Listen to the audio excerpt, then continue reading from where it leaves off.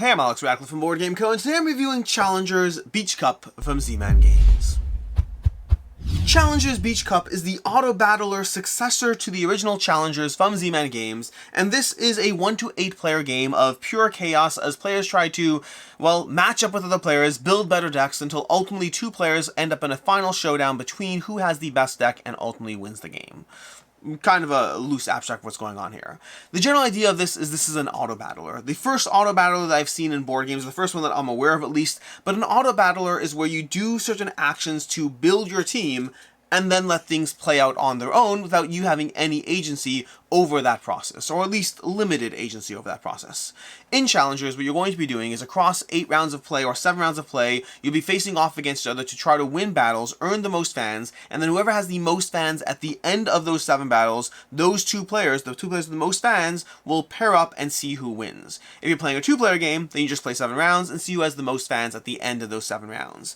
Now in the game, this is a deck building game. You're going to start with a basic deck of 6 cards over here. These 6 basic cards are all you're going to have, but then you're going to be drawing cards from decks A, B, and C. Now you will be seeding A, B, and C from different combinations of cards, so you will have different options as far as the various things that make their way into the mix, but you'll shuffle them all together, you'll put the A's, the B's, the C's, and then you'll start off by following your little team card over here that tells you exactly what you're going to be drawing from each round. So at the beginning of the game, you're going to go ahead and add 3 cards from the A deck. So I'm going to go ahead and draw 5 cards from the A deck, and every player is going to be doing this simultaneously. You draw cards from the deck in question, again in round 1, that's the A deck, and I go ahead, that's a very specific loaded with certain type of card over here. We're going to go ahead and pick 3 of these cards to add to our deck. So for example, I could go with the Goat, the Climber, and the Skier. I think I'm going to go with the double Climber over here.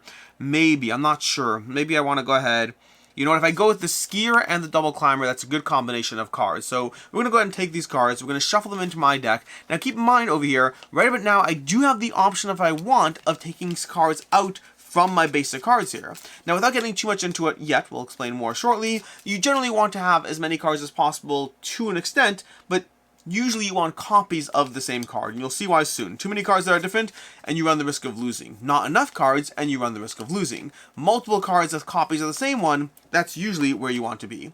We'll go ahead and do that over here. I actually already built this deck on my opponent's deck over here. We face off over here. This is where, depending on the cards you're playing as, and that's going to depend on the player count, you'll know which table you're at. You're going to have different colored mats, and players are going to be rotating from different mats over here, so that there's an even pairing of different players facing off against each other in the game. So, we're going to go ahead and set this off to the side. We'll set these back off. Something I forgot to do, by the way, is if at any point, let's say I'd gone ahead and let's pretend we're doing this again properly, but you can also do a single redraw. So, for example, if I took a look over here and said, hey, I want the Goat, and then I want to discard these. Actually, maybe I want 2 goats. I want 2 goats. I'll discard these 3, putting them off to the side, and then draw 3 more. Meaning in the deck building phase, you have 1 redraw where you redraw whatever was left in your hand and see if those are a better fit for you.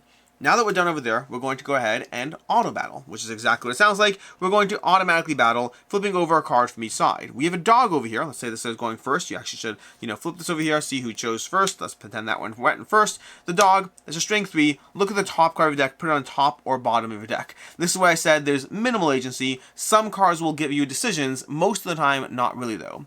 We have the champion over here. I'm actually going to put the champion on the bottom. I think it's a good ending card to take control. This player's going to go ahead and go. We're going to face off over here, and they ironically got the champion, which means they're currently beating me. This will go down to my bench like so. I'll go ahead and try to beat that with a newcomer, strength 1. That's not enough. You have to match or beat that score. We have a 2. If there's at least 1 card in your opponent's exhaust pile, there's not, so we can ignore this. That's 1 plus 2 is 3. And then finally a 1, that's 4, which means now we take control. This will go to their bench, and then these will consolidate nicely. You only count the top card, which is where he'll beat that with a coffee machine. From the bench, your cards, your university cards, have +1 doing attack. So these cards will automatically go to the bench and will go newcomer, climber, and then newcomer copies on top of newcomer, which is important. We'll go ahead and shift the flag back and forth. And over here we have a newcomer, not going great for us. And we have a skier. Put a card from your opponent's bench onto their exhaust pile. Ooh, this could be interesting. So we're going to go ahead and take their champion, and we're going to put it onto their exhaust pile, which for right now we're just going to put off to the side over here. But we're going to go ahead, which is a good thing and a bad thing. We'll explain more soon. But the short version is this 3 right now is beating this 2. So we take control. This goes over here. We're going to draw a card over here. We got a 3. Look at the top card of your deck. We'll pretend he goes ahead, puts it back on top. And then we're going to go ahead and beat this 3, which means we're going to put this 3 here, this newcomer here, again, same card stack. Back to over here, we're going to to see what we got. We got a climber. This climber says if there's at least one card in your opponent's exhaust pile, which there is because I moved it there, this card is +2, which means this is a 4, so it beats the dog. The dog goes there. Let's see what comes out next. We have a 2, not enough. We have a 3, it's going to beat me over here. So again, control is taken over here. This comes back down to my bench, climber on top of climber. And we're going to go ahead and not beat it with a 2, unfortunately. We're going to go ahead and play a 4, which is going to beat it. This consolidates into a single stack. This 3 moves down to the bench over here. This 2 moves down to the bench. They're going to go ahead and try to beat this with a 1, not enough. With a 1, not enough. And with a 1, not enough, I actually won. I'm a little surprised by that, honestly. This, by the way, was not pre-scripted. This is completely randomized, and so over here they can't beat me. They ran out of cards, they win.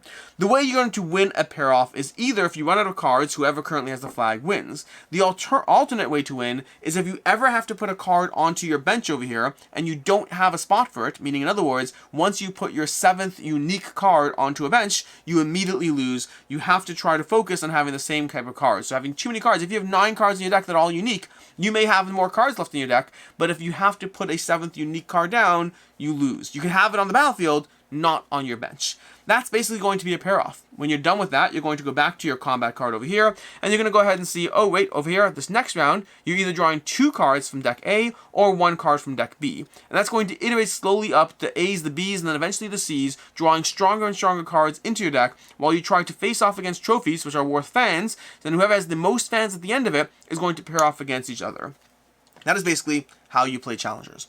Now, there's a few small things. Challengers Beach Cups is going to have new factions compared to the original Challengers. You're also going to have the advantage of trainers, or the addition of trainers. We're going to have these random deck of trainer cards over here where you're going to draw a certain number of trainers, pick one, and that trainer is going to go into battle with you. So you have the Urbanists. Your base cards have +1 during the attack. That's a useful starting card, but it becomes less useful as you go through the game, so you have to balance that as far as what makes the most sense for you as you go through the game.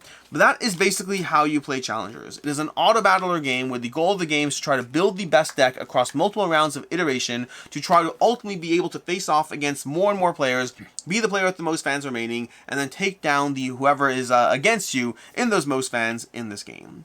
With that, let's go ahead and dive into the review, starting off with ease of play. I mean, the rulebook here is 2 pieces of paper. It's a basic deck building game if you've played those. It's basically just, continue the process of doing the cards against each other. You build the deck, and that's where your agency leaves. You have a few cards, you shuffle them in, shuffle your deck, and then just, do whatever the cards say. Again, once in a while, you will have an actual choice to make. But most of the time, you're just going card, who wins, who there. You barely have to be there. You don't have to be there for this game. Your job was building the deck, not actually playing the game, hence the name Autobattler.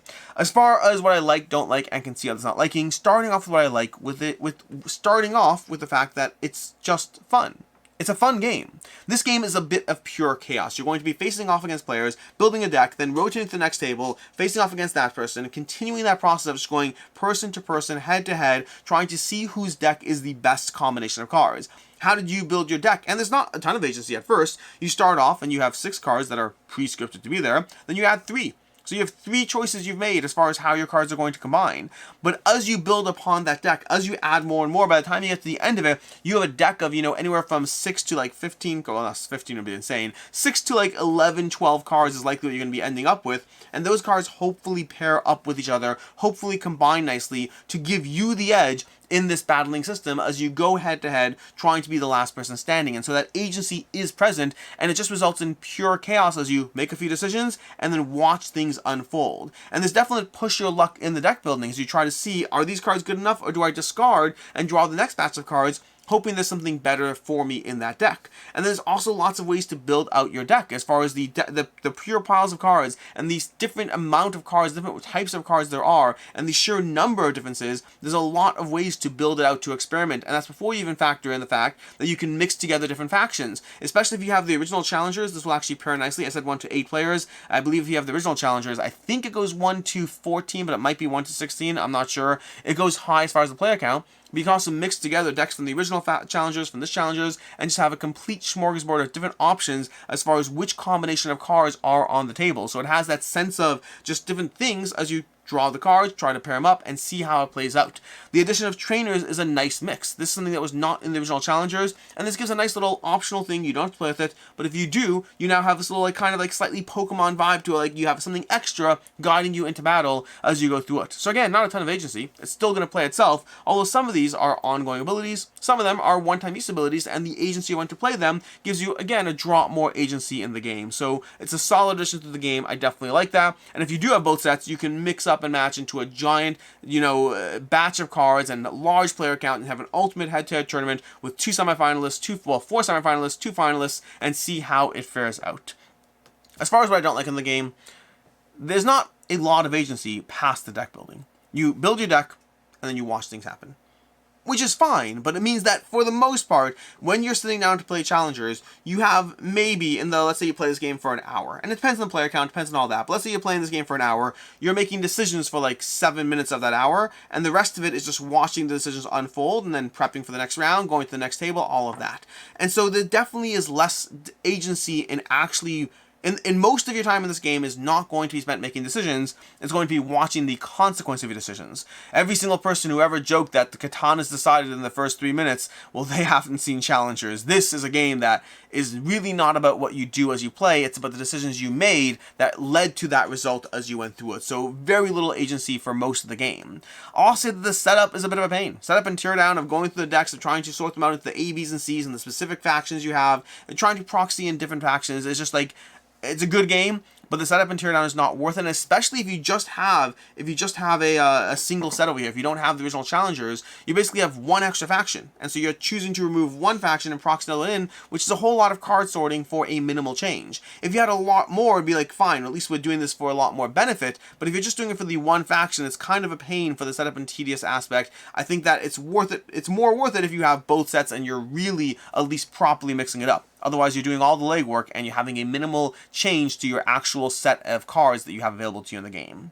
As far as I can see others not liking in the game, first of all, this game is pure luck in so many ways. It's pure luck. I mean, you're drawing a handful of cards, and the combination of cards, whether they work well with each other, whether they complement each other, whether you get duplicates. There are so many cards that, there's just 3 cards that copies of this card. I can get 2, and you can never have the sense of control over how they actually pair up. And so the cards you draw and the way you build your deck, what happens when you discard and draw new ones? Are they better? Are they worse? Do they work with your strategy or not? And then even past that, the order the cards come out as you auto battle, it's a huge part of the game. You can have cards that will work well in a certain order, and you can have cards that will absolutely fail if in the wrong order. There's a particular card in deck C that literally the order of which your cards come out is a straight up you win or you lose. It's insane, the fact that so much of your strategy comes down to the fact that, hey, you're about to engage in a battle, but how things play out is just complete chaos and randomness. And again, to their credit, you do have 7 battles, so if your deck is failing you 7 times out of 7, that's not a random problem, that's a you problem. Versus if your deck is faring better or worse in different games, that's a little bit different. And then, of course, the fact that you're not really doing anything in this game. For me, the complaint is more that the sense of agency is very limited, but there are people who will play this game who view this game as, you're not doing anything, you're not playing a game, you're just watching a game unfurl. And so that may very well be present. If you don't like the concept of an auto battler, I don't think this game is going to work for you, because this is an auto battler. You make decisions to see how things play out, and then you watch the consequences of your decisions unfurl. That's what the game is. As far as final thoughts on challengers, it's a lot of fun, but it's so luck-driven and so chaotic and so lacking in sense of agency that it's hard to love. I think that I'm totally fine with the concept of an auto battler. I'm fine with the concept that you sit there, make decisions, and then watch them unfurl. Practically speaking, most games are that, just more abstracted, and you have some sense of decision along the way.